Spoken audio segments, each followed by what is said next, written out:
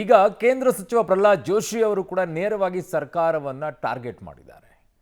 BJP ಎಲ್ಲರೂ ಕೂಡ target ಅನ್ನು ಮಾಡ್ತಾ ಇದ್ದಾರೆ. ಈಗ ಇವರು ಹೇಳ್ತಾ ಇರುವಂತ ವಿಚಾರ ನೋಡಿ, ಪೊಲೀಸ್ ಕಮಿಷನರ್ ತಲೆದಂಡಕ್ಕೆ ಪ್ರಹ್ಲಾದ್ ಜೋಶಿ ಅವರು ಕಿಡಿಕಾರಿದರು.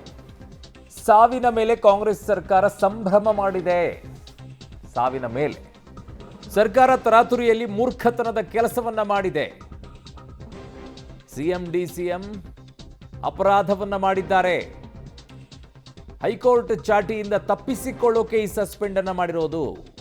ಕಾಂಗ್ರೆಸ್ನವರು ಸರ್ಕಾರ ಆಡಳಿತ ನಡೆಸೋಕೆ ಯೋಗ್ಯರಲ್ಲ ಅಂತ ಮೈಸೂರಿನಲ್ಲಿ ಕೇಂದ್ರ ಸಚಿವ ಪ್ರಹ್ಲಾದ್ ಜೋಶಿ ಆಕ್ರೋಶವನ್ನ ವ್ಯಕ್ತಪಡಿಸಿರುವಂತಹ ರೀತಿ ಇದು.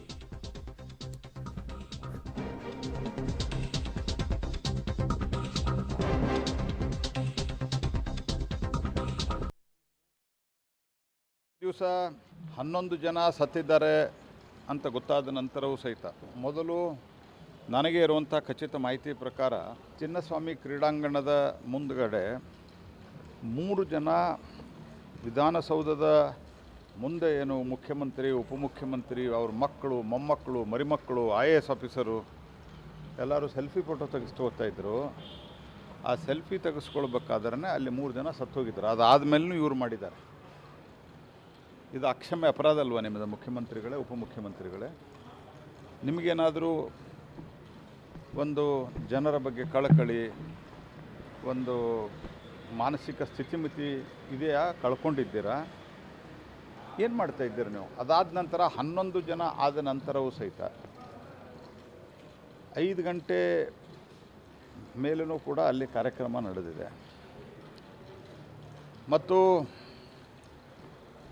ಅವತ್ತು ತರಾತುರಿಯಲ್ಲಿ ಬಂದು ಮ್ಯಾಜಿಸ್ಟ್ರೇಟ್ಲಿ ಎನ್ಕ್ವೈರಿ ಅಂತ ಹೇಳಿದ್ರು. ಮ್ಯಾಜಿಸ್ಟ್ರೇಟ್ಲಿ ಎನ್ಕ್ವೈರಿಗೆ ಯಾರೋ ಒಬ್ಬರು IAS ಆಫೀಸರ್ನ, ಅದು ಪ್ರಮೋಟಿಕ್ IAS ಆಫೀಸರ್ ಅವರು ನೇಮಿಸಿದರು. ಯಾಕೆ ತರಾತುರಿಯಲ್ಲಿ ನೇಮಿಸಿದ್ರಿ?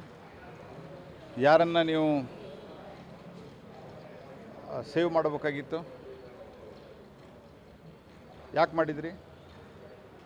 ಯಾವಾಗ ನಿನ್ನೆ ಹೈಕೋರ್ಟು ಸೋಮೋಟೋ ಕೇಸ್ ತೆಗೆದುಕೊಳ್ತು, ನೀವು ತಕ್ಷಣ ಹಿರಿಯ ಪೊಲೀಸ್ ಅಧಿಕಾರಿಗಳನ್ನು ಸಸ್ಪೆಂಡ್ ಮಾಡಿ. ಅವ್ರು ಹೇಳ್ತಾ ಇರುವಂಥದ್ದು ವ್ಯಾಲಿಡ್ ಇದೆ ಅದರಲ್ಲಿ, ಹಾಗೆ ಕಾಣಿಸುತ್ತೆ ಮೇಲ್ನೋಟಕ್ಕೆ ನೋಡೋದಾದರೆ.